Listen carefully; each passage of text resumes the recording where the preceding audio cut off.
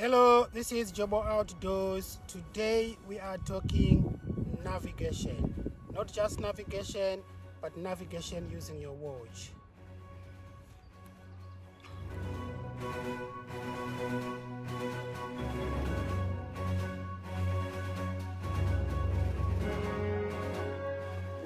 Today I'm going to talk about Trackback versus navigation to a saved location, and then navigating using bearing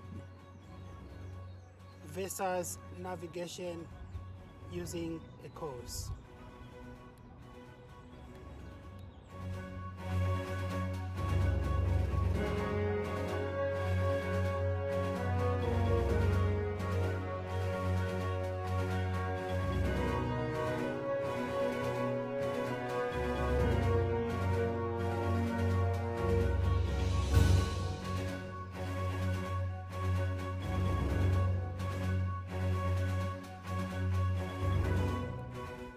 When you track back, you basically want to get back where you came from.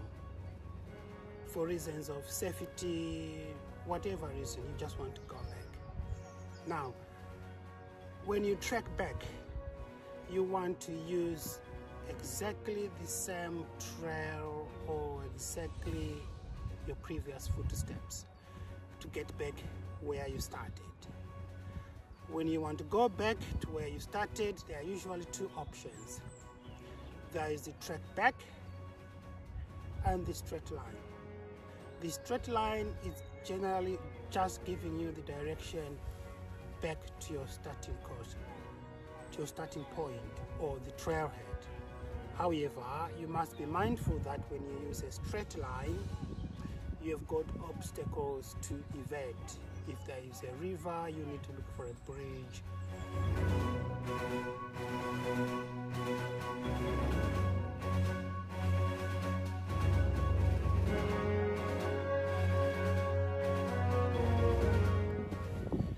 If I'm on a random hike, I don't use Trackback because it's gonna be confusing. I'm not using a particular trail, I'm just going around enjoying the wildlife, you know, the outdoors and so on. It's gonna be very confusing in bad weather, fog, and in a storm. Otherwise, you probably just end up lost because you are just gonna track every step that you have made on your way back to the point.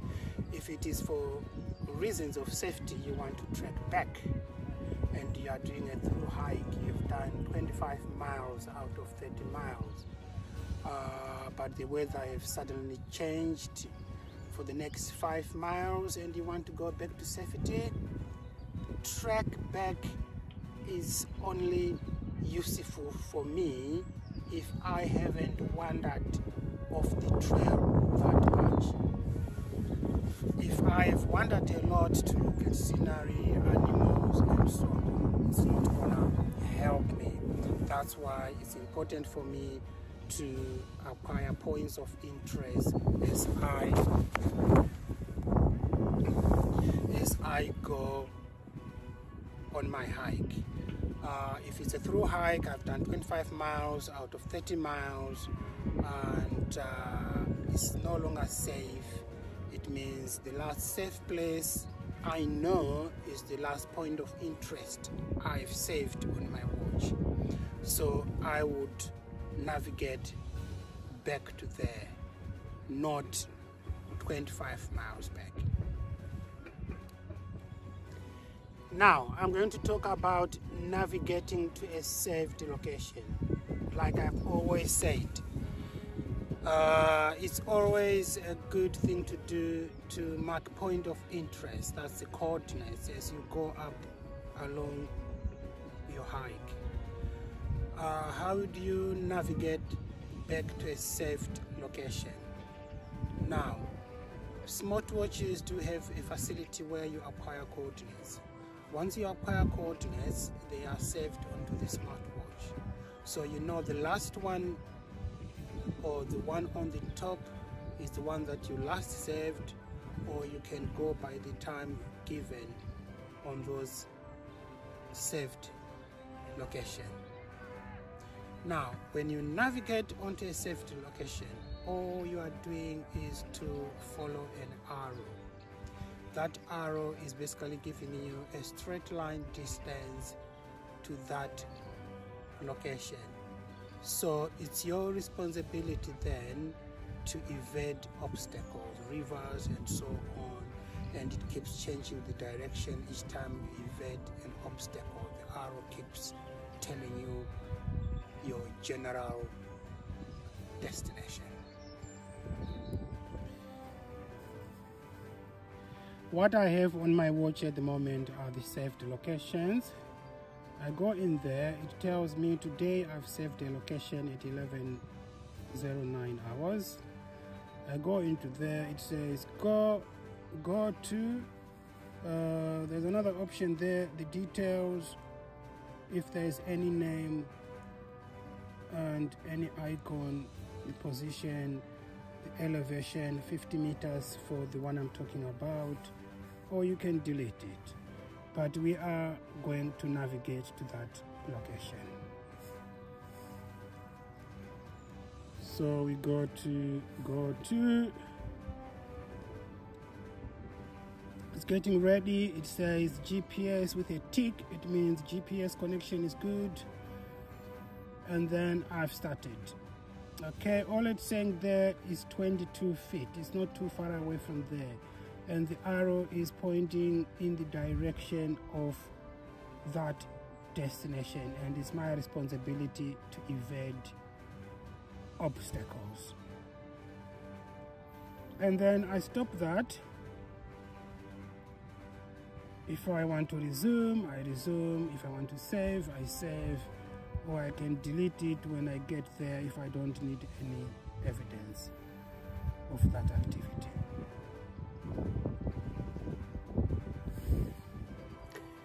Now we are going to talk about the type of navigation. I did say there are two types on most smartwatches. You've got the bearing navigation, where your arrow is just pointing in a particular direction.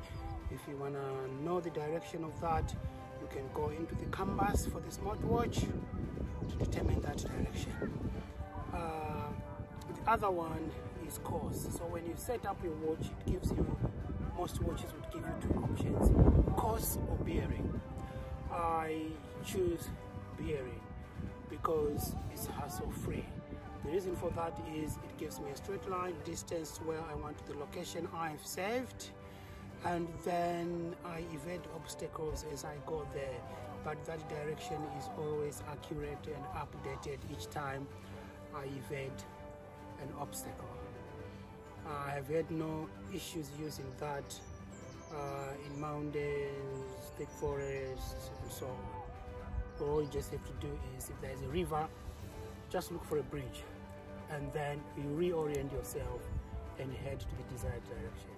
Now, when it comes to course, this probably is more applicable in urban areas or in areas where the trails don't change that much. Like in mountains, the trails rarely change unless they're closed because of safety reasons or some other reasons. If it's anywhere else, the chances are there's a private buyer and that path doesn't exist at all. And if you are in bad weather or there's an emergency, your watch will keep telling you you are going off course, off course, off course, off course, because it wants you to go through using that course, and that course is no longer there. It will probably take you 15 minutes, 20 minutes before it reorients again and then takes you through the right path. But we are talking of an emergency, a thunderstorm and so on, or just it's not safe, you want to get out as soon as possible.